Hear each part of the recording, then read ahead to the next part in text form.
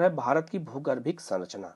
भारत का जो प्रायद्वीपीय पठार है उसकी भूगर्भिक संरचना कैसी है, अब हमें इसके बारे में पढ़ना है। ठीक है, तो भारत का जो प्रायद्वीपीय पठार है ये विश्व का सबसे पुराना पठार माना जाता है। ठीक है, सबसे पुराना पठार ये माना जाता है, सबसे पुराना चट्टान मानी जाती है और वो उसमें क्या क्या पाया जाता है। ठीक है, इसी के हमें बारे में पढ़ना है।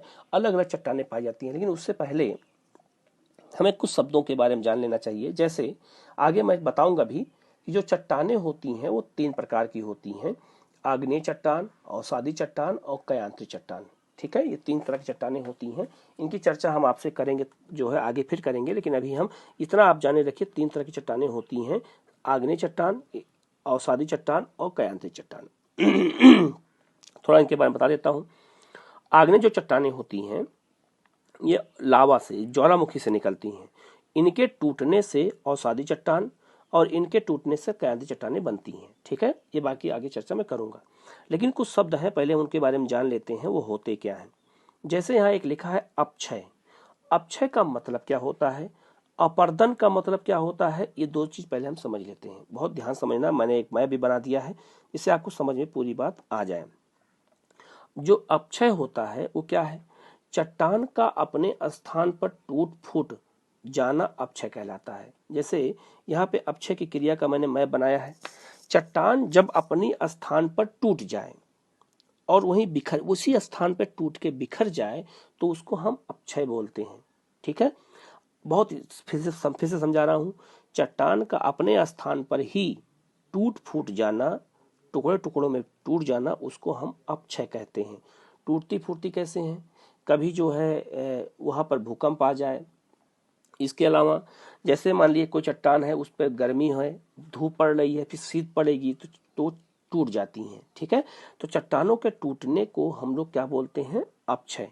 अब चट्टान टूट गई, बहुत ध्यान समझना, चट्टान टूट गई। अब दूसरा कंडीशन क्या है, अपर्दन। जल और हवा द्वारा, जल द्वारा भी और हवा द्वारा चट्टान का एक स्थान से दूसरे स्थान पर जाने की क्रिया को अपर्दन कहते हैं। कौन ले जा रहा है, चट्टान को या तो जल ले जा सकता है या फिर हवा उड़ा के ले जा सकती है, जब जो छोटे छोटे उसके कण होते हैं उनको। तो अपर्दन की क्रिया वही होती है कि जल और हवा द्वारा चट्टान का एक स्थान से दूसरे स्थान पर जाने की क्रिया को हम क्या बोलते हैं, अपर्दन। अब यहाँ ध्यान से समझना मैप को।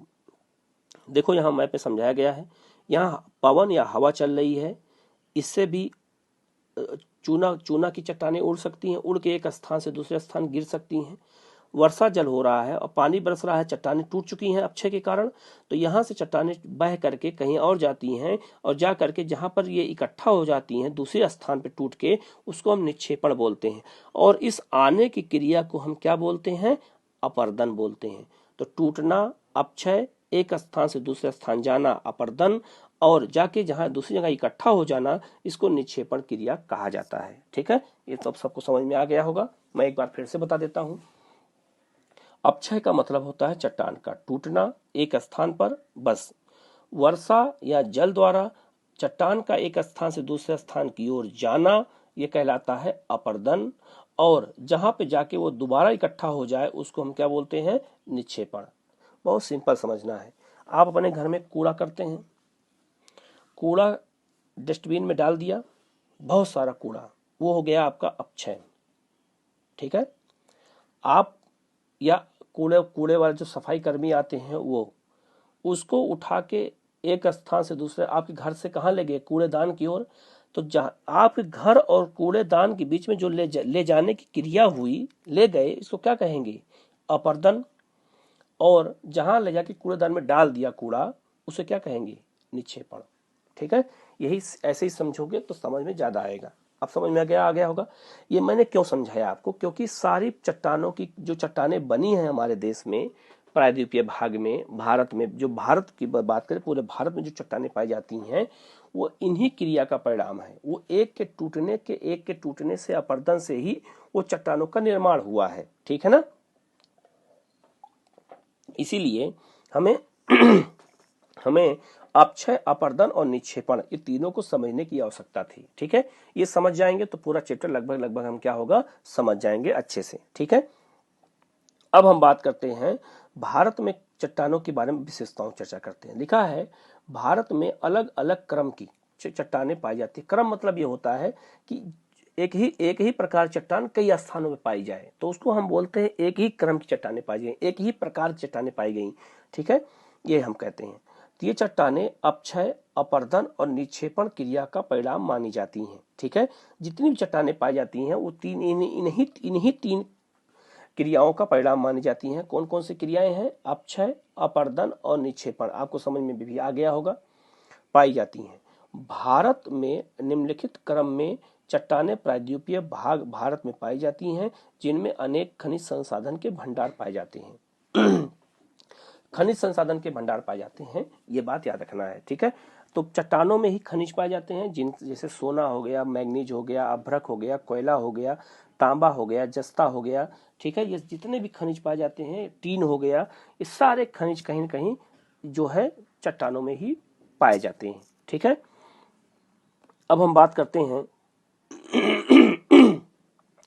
चट्टानों की, ठीक है। तो सबसे पहले हम बात करेंगे आग्नेय आर्कियन समूह की चट्टानें। आर्कियन समूह क्या है? आर्कियन समूह ये ज्योग्राफी द्वारा, भूगोलवेताओं द्वारा दिया गया एक नाम है आर्कियन, ठीक है। कि जब पृथ्वी का निर्माण हुआ था उस काल को आर्कियन कहा जाता है। बहुत सिंपल है कि जब पृथ्वी का निर्माण हुआ था तो उसी काल को हम क्या कहते हैं? उसी काल को हम आर्कियन कहते हैं, ये बात याद रखना, ठीक है ना। उसी काल को आर्कियन कहा जाता है। तो यहाँ लिखा है जब हमारी पृथ्वी ठंडी हुई, वो पृथ्वी का निर्माण हुआ और पृथ्वी का निर्माण होने के बाद वो क्या हुई? तो ठंडी हुई, ठीक है ना। तो जब ठंडी हुई तो ठंडी होने के कारण जो है वो धीरे धीरे ठंडी हुई, तो धीरे धीरे ठंडी हुई जो है, और उसको जो है ये क्या कहते हैं? उसी को कहा गया है आर्कियन समूह की चट्टानें कहते हैं, ठीक है ना। तो आर्कियन समूह चट्टान जब पृथ्वी ठंडी होने लगी के फलस्वरूप हुआ, ठीक है। तो पृथ्वी कैसे बनी? तो वो सूर्य से बनी है, वो आगे बताऊंगा इसके बारे में, ठीक है। तो इस क्रम का निर्माण, इस चट्टान का निर्माण, किस चट्टान का निर्माण?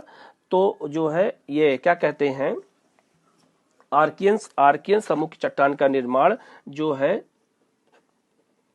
आर्कियन समूह की चट्टान का जो निर्माण हुआ है वो कब हुआ है? पृथ्वी के ठंडा होने से हुआ है, ठीक है ना।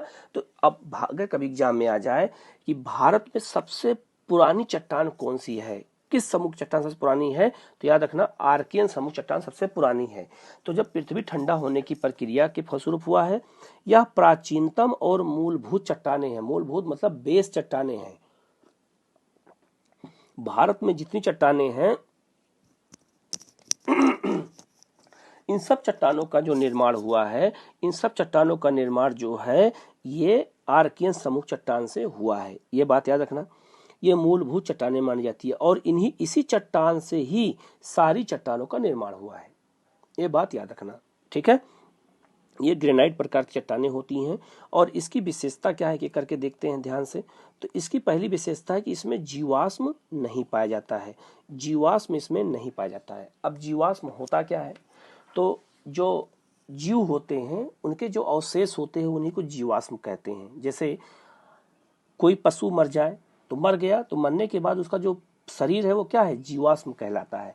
तो जीवाश्म इसमें इसलिए नहीं पाए गए क्योंकि जब पृथ्वी गर्म थी तो गर्म अगर रहेगी तो जितने भी उसमें जीवाश्म है वो सब जीवाश्म क्या होंगे? जल जाएंगे ना।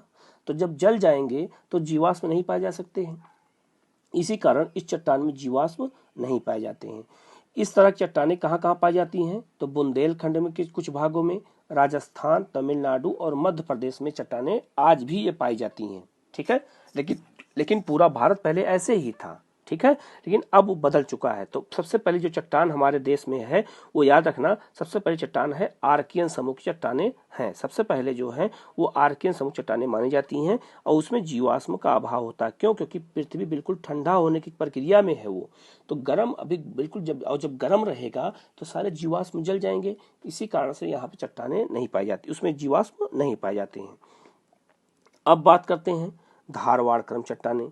तो याद रखना बहुत इंपॉर्टेंट चीजें हैं कि आर्कियन समूह चट्टान के अपक्षय, अपरदन और निक्षेपण की क्रिया के द्वारा किस चट्टान का निर्माण हुआ है? धारवाड़ क्रम का। आर्कियन समूह चट्टान टूट करके ही किस चट्टान में परिवर्तित हुई है, तो वो हुई है किसमें, धारवाड़ क्रम चट्टान में परिवर्तित हो गई है। ठीक है ना, ये बात याद रखना, धारवाड़ क्रम चट्टानों में परिवर्तित हुई है, ये बात याद रखना।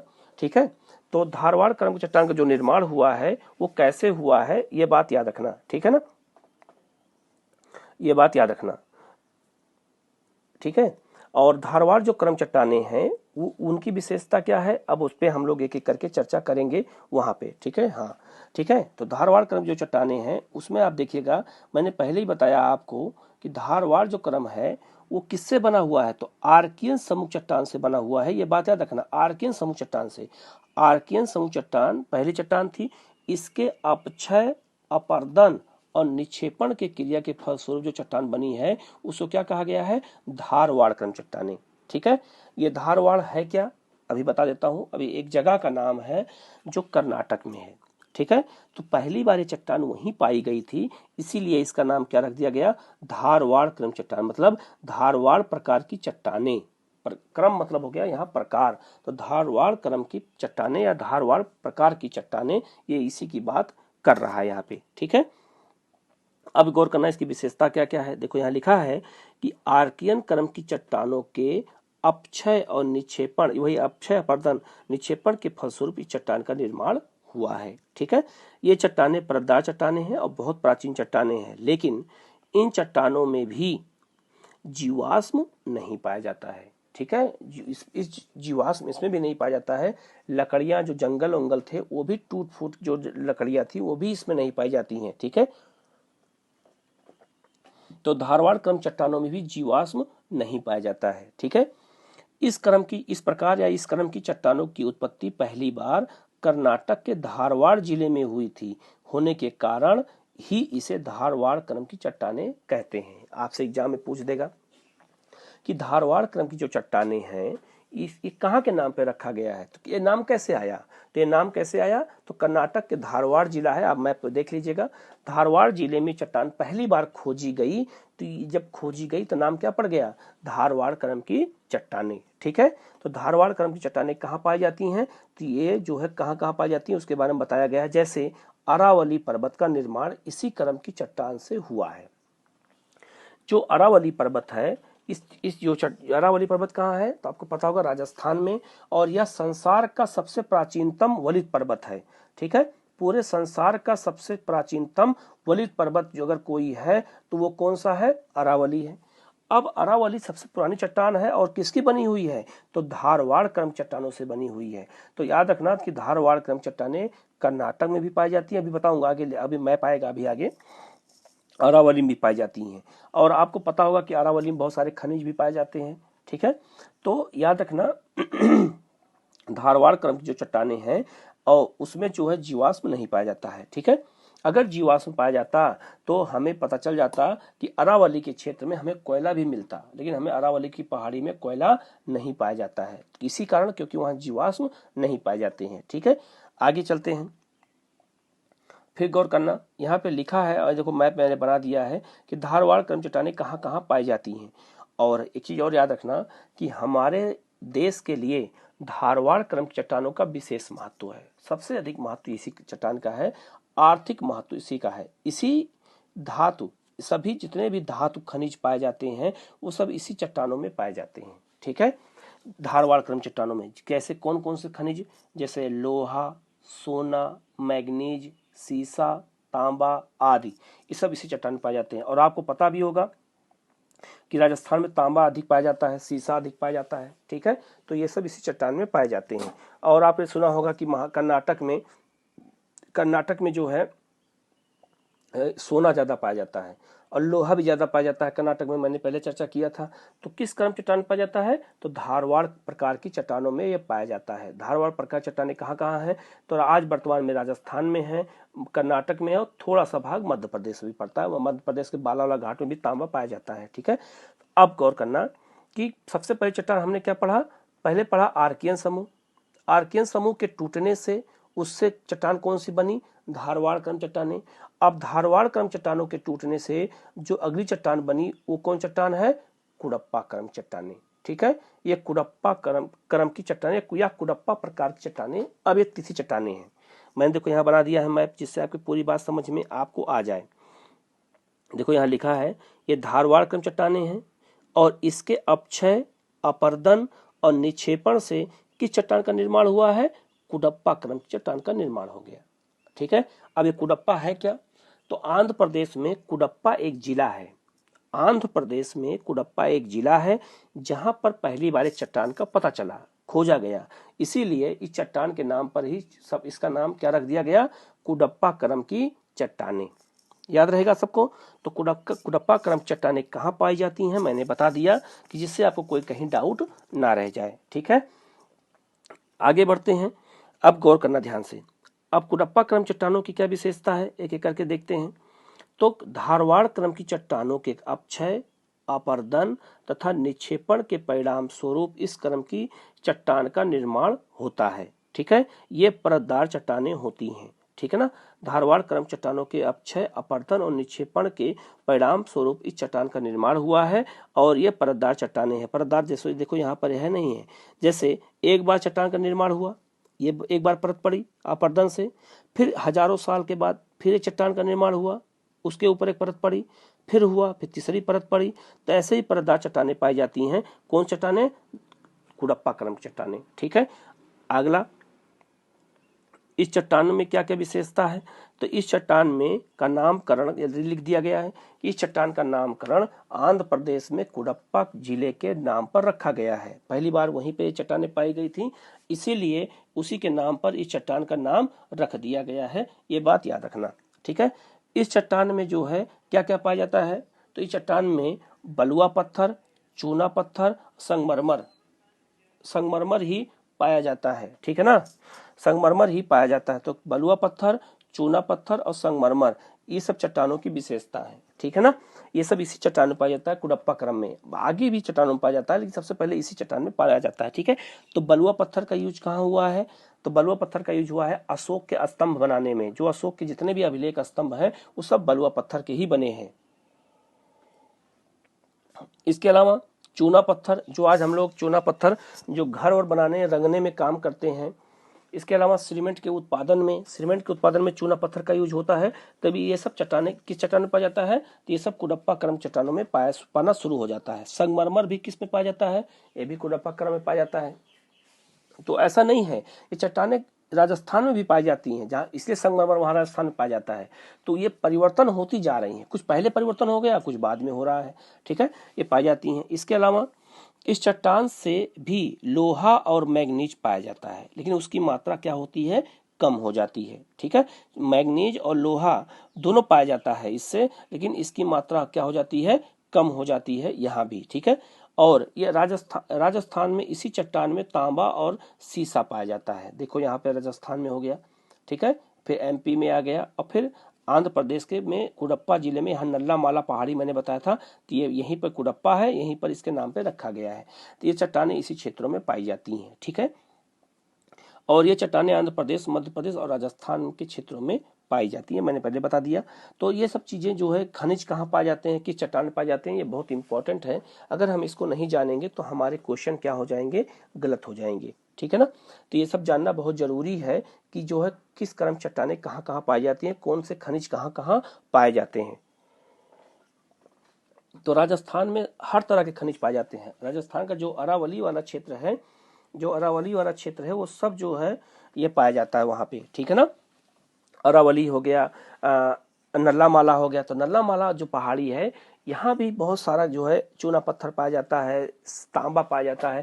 तो ये सब पहाड़ियाँ, ये चट्टानें अगर ना होती तो हमारे यहाँ खनिज नहीं होता, और जब खनिज नहीं होता तो हमारे जो देश का विकास कैसे होता? ठीक है, इसीलिए देखा होगा कि जिन देशों में ये चट्टानें नहीं पाई जाती हैं वो सारे देश बहुत गरीब हैं।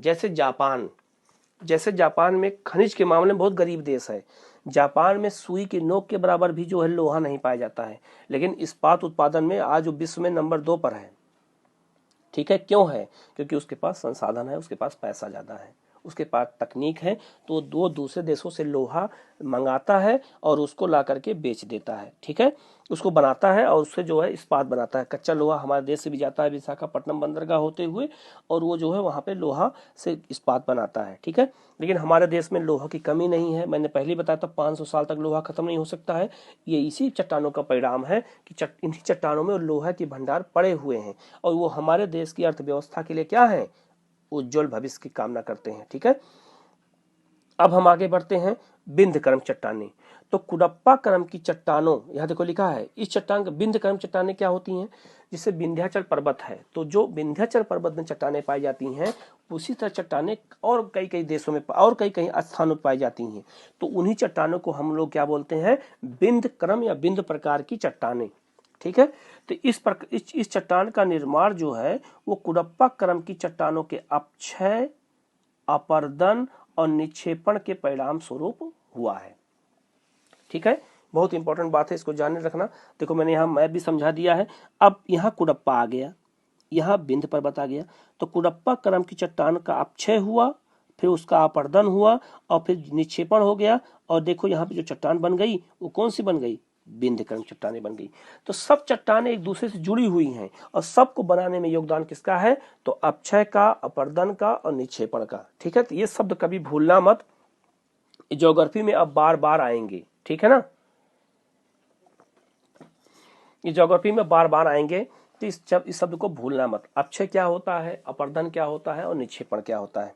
इसी देखो आप जब से हम लोग पढ़ रहे हैं इस चैप्टर को, देखिएगा हर जगह पे वही एक ही बात आ रही है, बार बार एक ही बात बार बार आ रही है, तो आप भूलिएगा मत। ठीक है ना, सब चट्टानें एक दूसरे से जुड़ी हुई हैं और एक दूसरे के टूटने फूटने से ही वो बनती चली आ रही हैं। ठीक है ना, तो ये भी चट्टानें हमारे देश में पाई जाती हैं। ठीक है ना, बिंदकर्म चट्टानें। अब बिंदकर्म चट्टानों की विशेषता क्या है, इस चट्टान में जीवाश्म पाया जाता है। ठीक है, जीवाश्म पाया जाता है। जीवाश्म कैसे पाया जाएगा, ध्यान से समझना। जैसे मान लिए ये बिंदकर्म चट्टानें हैं, यहाँ चट्टान है बिंदकर्म की, अपक्षय हुआ, अपर्दन हुआ और एक लेयर आकर के चट्टान का परतदार चट्टान बन गया। समझ में आया। अब हजारों साल में इस चट्टान पर पेड़ पौधे उग गए और इसमें बहुत सारे जीव जंतु आ गए। अब अचानक फिर चट्टान का टूटा और आकर के इसके ऊपर एक लेयर जम गया। ठीक है, अब ऊपर एक लेयर, नीचे एक लेयर, चट्टानों की बीच में क्या है, लकड़ी फंसी हुई है। ठीक है ना, बीच में जो है लकड़ी फंस गई है, तो वहां पर क्या होगा, लकड़ी अगर फंसी है वहां तो, या जीव जंतु फंसे हैं, तो उससे क्या होगा कि वो जो है आपस में जाकर के वहां दब जाएगा। अब जब दब गया तो उसी को हम क्या बोल दिए हैं, जीवाश्म बोल दिए हैं। तो एक परत, दो परत, उसके बीच में लकड़ियां या फिर जीव जंतु या जीवाश्म, फिर उसके ऊपर एक परत। तो ताप भी है, क्योंकि दोनों चट्टानें आपस में दब रही हैं ना। जब दबेंगी तो दोनों चट्टानों के दबने से बीच में क्या होगा कि यहाँ पर अवसाद जमा हो जाएगा। अब ये जमा पूरा दब गया दोनों तरफ से, इधर से भी और इधर से भी, और ऊपर से तापमान ज्यादा रहेगा, तो यही चट्टानें जीवाश्म जो है किस में बदल जाता है, खनिज में बदल जाते हैं। ठीक है, तापमान और दाब से। ठीक है, तो बिंदकर्म की चट्टानों में जो है ये जीवाश्म पाया जाता है। ठीक है ना, ये बात याद रखना।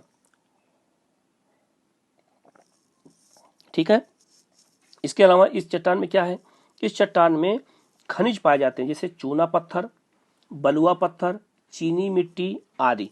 चूना पत्थर मैंने पहले बता दिया, चूना पत्थर का यूज कहाँ है, तो चूना पत्थर जो है ये, इससे सीमेंट का उत्पादन होता है, जिससे घर बनते हैं, सीमेंट का उत्पादन होता है, घर की पुताई होती है चूने से, और जो पान में चूना खाते हैं वो भी चूना, यही चूना है, सेम चूना ही है वो।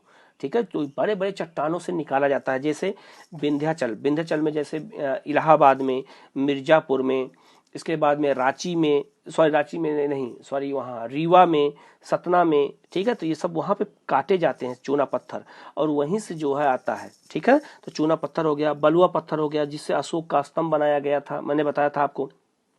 लाल बलुआ पत्थर भी पाया जाता है यहाँ पे, वो रेड कलर का होता है, जिससे हमारा सांची का स्तूप बना है, लाल किला बना है, लाल किला आप लोग देखा होगा, संसद भवन बना है, जामा मस्जिद बनी है, ये सब इसी लाल बलुआ पत्थर से बने हैं। और ये सब कहाँ पाए जाते हैं, बिंदकर्म की चट्टानों में पाए जाते हैं। ठीक है ना, तो बिंदकर्म चट्टान बहुत इंपॉर्टेंट है। और लाल बलुआ पत्थर की विशेषता क्या है कि इस पर कितना भी पानी पड़ जाए ये पानी को सोख लेता है, क्योंकि बलुआ पत्थर का बना है। आप बालू देखिएगा, आप जो घर पे घर बनाने के लिए बालू आती है, उसमें आप चाहे जितना पानी डालें वो सारा पानी बालू क्या करती है, सोख लेती है।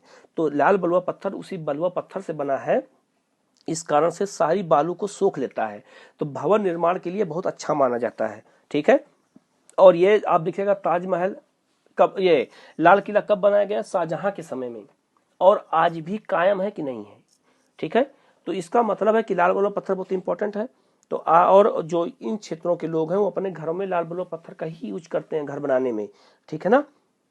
तो ये सब इसलिए इसकी चर्चा में इतना मैं क्यों कर रहा हूं कि जिससे आपको याद रहे कि लाल बलुआ पत्थर कहाँ पाया जाता है, इसकी क्या विशेषता है, ठीक है। और एक विशेषता क्या है कि जो हमारे देश में हीरा का उत्पादन होता है, चाहे वो कर्नाटक के गोलकुंडा में हो और चाहे मध्य प्रदेश के पन्ना में हो, तो हीरे का उत्पादन अगर कभी एग्जाम में आ जाए कि हीरे का उत्पादन किस क्रम चट्टान में होता है, तो बिंद क्रम चट्टान में होता है, ठीक है। देखो यहाँ लिख दिया हूं मैं कि पन्ना में एमपी में, और पन्ना एमपी का जिला है, ठीक है। एक गाना भी सुना होगा ना, पन्ना की तमन्ना है हीरा मुझे मिल जाए, तो ये वही गाना वहीं से बनाया गया है, ये पन्ना को ही ध्यान में रखे। तो पन्ना एक जगह है, ठीक है, पन्ना एक धातु भी होती है, वो पत्थर भी होता, तो ये मत समझना। तो पन्ना एक जिला है एमपी में, वहां भी हीरे की खानें हैं, तो वो हीरे की खान जो पन्ना में है वो बिंद क्रम चट्टानों में है। तो पन्ना में एमपी, कर्नाटक के गोलकुंडा के हीरे की खान इसी क्रम की चट्टानों में पाई जाती है, ठीक है। इसी क्रम चट्टानों में ये सब ये हीरा पाया जाता है, ठीक है। यह चट्टान सोन नदी घाटी में, आंध्र प्रदेश में, राजस्थान के जोधपुर, चित्तौड़गढ़ में पाई जाती है। इसके अलावा गोदावरी नदी घाटी में पाई जाती है, मालवा के पठार और बुंदेलखंड में ये चट्टानें पाई जाती हैं, ठीक है। ये पूरा यहाँ पे मैप बना के दिखा दिया गया है कहाँ कहाँ पाई जाती हैं, ये वही दिया गया है, ठीक है। तो ये याद रखना कि हीरे का उत्पादन, चूना पत्थर का उत्पादन, लाल बलुआ पत्थर का उत्पादन सब इसी चट्टानों में होता है। लेकिन एक चीज जो छूट गया था मुझसे, यहाँ पे लिखा है चीनी मिट्टी। चीनी मिट्टी भी इसी में पाई जाती है। चीनी मिट्टी क्या होती है, चीनी मिट्टी में समझना कि चीन से आती है। चीनी मिट्टी होती है, जैसे देखा होगा घर में जो कढ़ाई आती है, देखा होगा गाँव में जो शादी विवाह होता है तो बड़ी बड़ी कढ़ाइयाँ आती हैं, इनमें पूरी तली जाती है, तो वो सब चीनी मिट्टी की बनी होती है। तो चीनी मिट्टी के बर्तन बनते हैं, ठीक है। इलाहाबाद में चीनी मिट्टी की कढ़ाई आती है, चीनी मिट्टी का तावा आता है, चीनी मिट्टी का जो है बड़े बड़े भगोने बनते हैं, तो वो सब चीनी मिट्टी के बर्तन बनते हैं। तो चीनी मिट्टी बहुत ही अच्छी मिट्टी मानी जाती है, ये बहुत गहराई में पाई जाती है, ठीक है। और ये इससे जो है लोहे की तरह होती है बिल्कुल ये, तो उसको गरमा करके फिर उसको जो है बर्तन बनाए जाते हैं। तो चीनी मिट्टी जो है ये भी उसी में पाई जाती है। क्वेश्चन एक बार आया था इसलिए मुझे ध्यान आ गया, नहीं तो छूट जाता। तो चीनी मिट्टी का भी क्षेत्र वही है, ठीक है ना, जो बिंद क्रम चट्टानें। अब हम आगे बढ़ते हैं, अब आते हैं गोंडवाना क्रम चट्टानें। अब गोंडवाना चट्टान का निर्माण कैसे हुआ, तो बिंद क्रम चट्टान के टूटने से किस चट्टान का निर्माण हो गया, गोंडवाना क्रम चट्टान का निर्माण हो गया, ठीक है। देखो यहाँ लिखा है कि इस क्रम चट्टान का निर्माण बिंद क्रम की चट्टान के अपक्षय, अपर्दन और निक्षेपण से बनती है, ठीक है। अब यहाँ अपक्षय है, यहाँ अपर्दन है, और यहाँ चट्टान का निर्माण हो गया, एक नई चट्टान का निर्माण हो गया, किससे, बिंद क्रम चट्टान के टूटने से, ठीक है। ये चट्टानें परतदार होती हैं। देखो यहाँ परतदार चट्टानें हैं कि नहीं है, देखो परत में है कि नहीं, एक परत, फिर दो परत, तीन परत। तो जब परतदार चट्टानें होती हैं तो जब पहली परत होती है, जब उसके ऊपर कोई पेड़ पौधा जीव जंतु आ जाते हैं, फिर वो दबने से, फिर दूसरे दबने से, तो ताप और दाब, दो चट्टानों के ताप और दाब से चट्टानों में जो भी जीवाश्म होते हैं उनके रंग बदल जाते हैं, ठीक है। और वही हमें खनिज के रूप में पाए जाते हैं। जैसे भारत का 90% कोयला इसी क्रम की चट्टान में पाया जाता है, ठीक है। तो भारत का 90% कोयला किस चट्टान में पाया जाता है, तो पाया जाता है किसमें, गोंडवाना क्रम चट्टान में। कभी भी एग्जाम में आ जाए कि भारत का सबसे नवीन जो है कौन चट्टानें हैं, तो गोंडवाना चट्टान सबसे नवीन इस समय वर्तमान में है, ठीक है, ये बात याद रखना। और गोंडवाना क्रम चट्टानों में ही सबसे ज्यादा कोयला पाया जाता है, ठीक है, 90% कोयला, ठीक है, ये इसी चट्टान में पाया जाता है। कभी भी एग्जाम में पूछ दे कि कोयला किस चट्टान, किस क्रम की चट्टान में पाया जाता है, तो गोंडवाना क्रम चट्टान में पाया जाता है, ये बात याद रखना, ठीक है। आगे बढ़ते हैं। इस क्रम की चट्टान, इस चट्टान में बलुआ पत्थर, चूना, अभ्रक ये पाया जाता है, ठीक है। कोयला तो पाया जाता है, इसके अलावा बलुआ पत्थर भी पाया जाता है, चूना भी पाया जाता है और अभ्रक पाया जाता है। अब अभ्रक क्या होता है? अभ्रक को बोलते हैं माइका इंग्लिश में, ठीक है। और अभ्रक का यूज होता है विद्युत उत्पादन, विद्युत के क्षेत्र में। जैसे विद्युत के क्षेत्र में देखा होगा कि जो तार वार होते हैं बड़े बड़े, उनको एक पत्थर में लपेटा जाता है, बहुत चमकीला पत्थर होता है, और वो देखो ऐसे हो से होता है, आपके आसपास खंभा होगा देखिएगा, ऐसे होता है। तो उसी में जो तार लगाए जाते हैं, ऐसे तार बांधे जाते हैं, तो जो ये पत्थर होता है चमकीला, ये अभ्रक का ही बना होता है, ठीक है। इसके अलावा केबल जो तार होती है, उस तार को बनाने में भी अभ्रक का ही यूज होता है, ठीक है ना। तो भारत में अभ्रक सबसे ज्यादा कहाँ पाया जाता है? तो वो पाया जाता है आंध्र प्रदेश में, और दूसरा है झारखंड में, ठीक है, अभ्रक। लेकिन विश्व में सबसे अच्छा अभ्रक कहाँ पाया जाता है? तो वो पाया जाता है ब्राजील में, ठीक है। भारत का भी स्थान नंबर 2 पर है, नंबर 1 ब्राजील का है, ठीक है। अब आगे बढ़ते हैं। तो यहाँ गौर करना, अगला जो है देखो, यहाँ चट्टान कहाँ पाई जाती है? गोंडवाना मैंने बना दिया है, वही छोटा नागपुर पठार का क्षेत्र है, ये देखो लिखा भी है।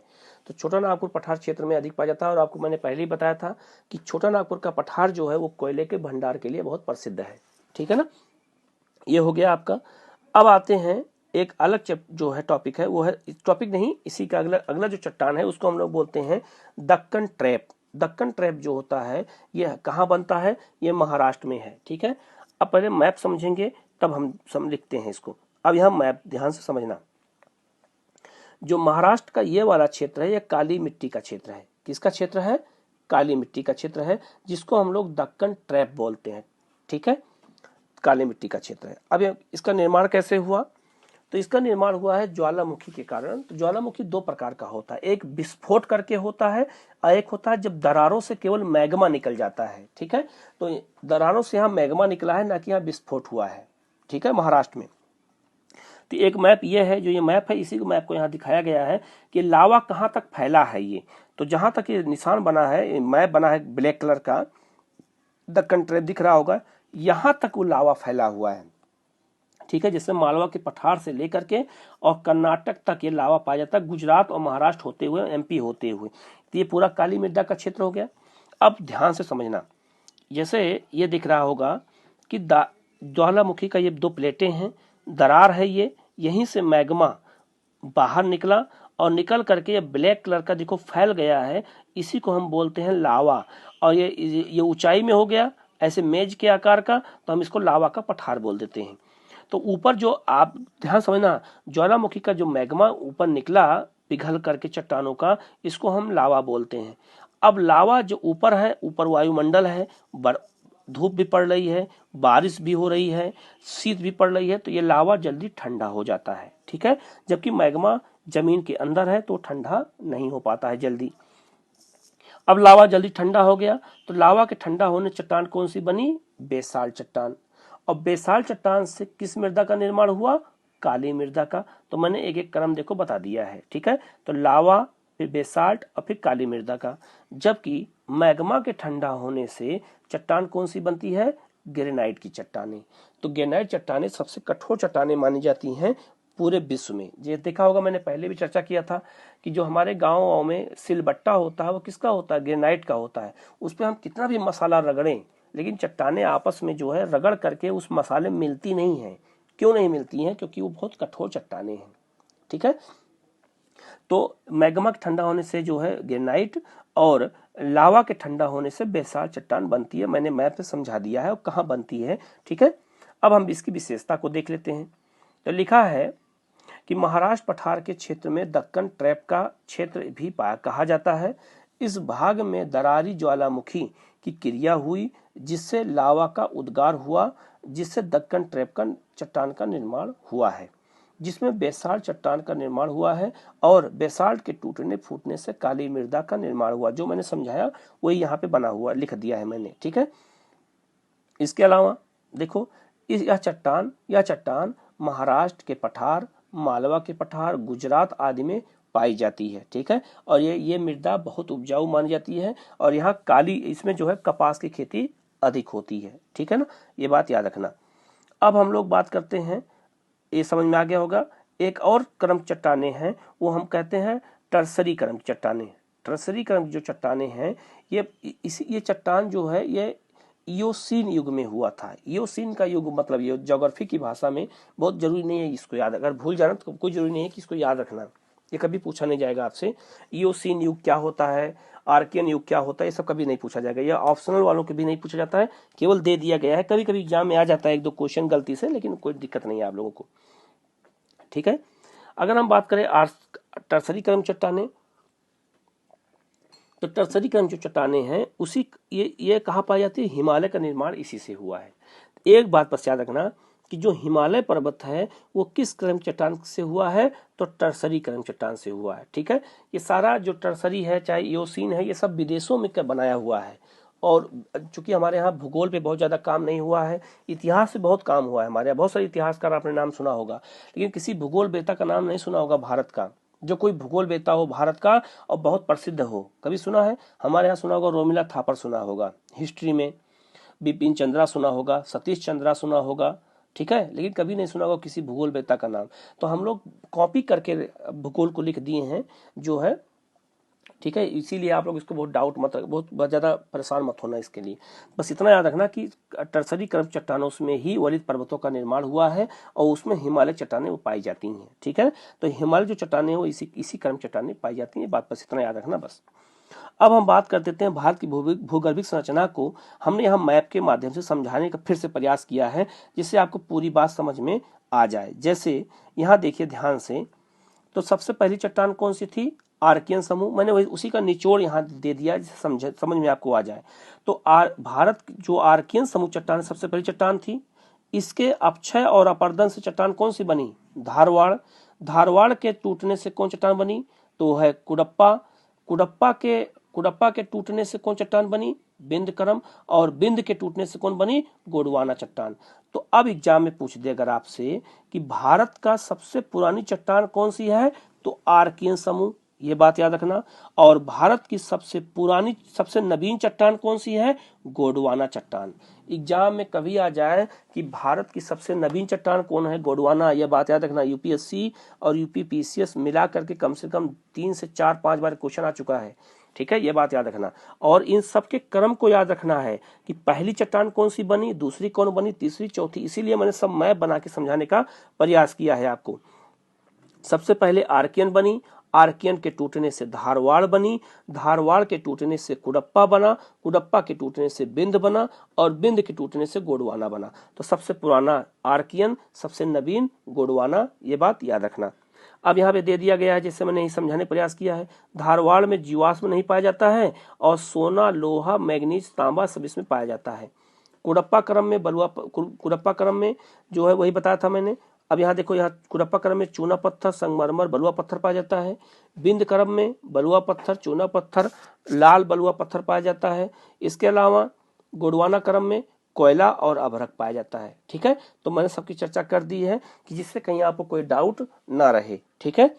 तो ये क्रम जरूर याद रखना, ये हमेशा पूछा जाता है एग्जाम में कि सबसे पहली चट्टान कौन सा है, तो आर्कियन, फिर से बता देता हूँ, फिर धारवाड़, फिर कुडप्पा, फिर विंध्यन, और फिर अंत में गोंडवाना, ठीक है। तो आपको पीडीएफ मिल जाएगा, ठीक है। तो ये आपका चैप्टर आज यहीं पे समाप्त हो गया, चट्टानों वाला, ठीक है। अब हम लोग कल से शुरू करेंगे, भारत की मृदा पढ़ेंगे, ठीक है। भारत की मृदा के बारे में पढ़ेंगे अभी अगले क्लास में, जो कल क्लास होगी। और मृदा कैसे बनती है, मृदा की क्या विशेषताएं होती हैं, मृदा बनने में क्या प्रक्रिया होती है, पहले हम उसको पढ़ेंगे। और भारत में कितनी प्रकार की मृदा पाई जाती है, और वो मृदा कहाँ पाई जाती है, और वो मृदा की क्या विशेषता है, ठीक है, कौन सी फसलें उसमें होती हैं, सबकी चर्चा एक एक करके हम करेंगे। लेकिन जो आज मैंने पढ़ाया है इसको कम से कम 2 से 3 बार आप लोग पढ़ेंगे, वीडियो बार बार देखेंगे, पीडीएफ बार बार पढ़ेंगे, तो और सोचेंगे, सोचना बहुत जरूरी है, बैठ के कम से कम 10-15 मिनट सोचेंगे, तब चीजें याद हो जाएंगी। जैसे आप खाना बना रहे हैं, अब आप सोचो वहां पे सबसे पहले चट्टान कौन है, आर्कियन, फिर धारवाड़, मान लो भूल गए, देखो, भूल जाओ तो देखो, लेकिन देखोगे बार बार तो याद हो जाएगा, ठीक है। तो ये सब सोचना बहुत जरूरी है, तभी आपकी पकड़ ज्योग्राफी पे मजबूत होती चली जाएगी। और जिनको ज्योग्राफी पे अभी डर लग रहा होगा, वो डर खत्म हो जाएगा फिर, ठीक है। अब आपका टारगेट क्या है, तो आपका टारगेट यही है कि ज्योग्राफी क्लास 11 तक की एनसीईआरटी को समाप्त करना है, जिनका छूटा है वही करेंगे, ठीक है। तो आज की क्लास हम यही करते हैं, फिर अगली क्लास फिर हम लोग शुरू करेंगे कल मिट्टी, ठीक है। Thank you.